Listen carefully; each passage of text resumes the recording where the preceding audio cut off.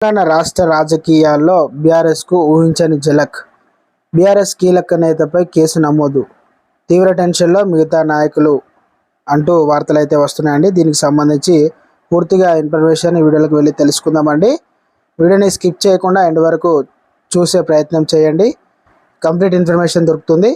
ఇక వివరాలు కనుక వెళ్ళినట్లయితే, బీజేపీ నాయకుడు కొండా విశ్వేశ్వర్రెడ్డిని ఫోన్లో బెదిరింపు ధోరణిలో మాట్లాడిన చేవెళ్ల ఎంపీ రంజిత్ రెడ్డిపై బంజారాహిల్స్ పోలీసులు కేసు నమోదు చేశారు. ఈ నెల 20న విశ్వేశ్వర్రెడ్డి బంజారాహిల్స్లోని తన నివాసంలో ఉండగా ఎంపీ రంజిత్ రెడ్డి ఫోన్ చేశారు.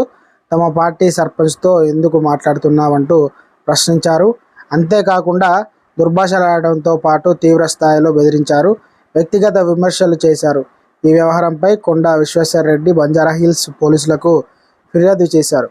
పోలీసులు జీడీ ఎంట్రీ మరియు చేసి న్యాయ సలహాల నిమిత్తం ఫిర్యాదు కాపీని కోర్టుకు పంపించారు. కోర్టు సూచన మేరకు ఎంపీ రంజిత్ రెడ్డిని కేసు నమోదు చేసి దర్యాప్తు చేపట్టారు.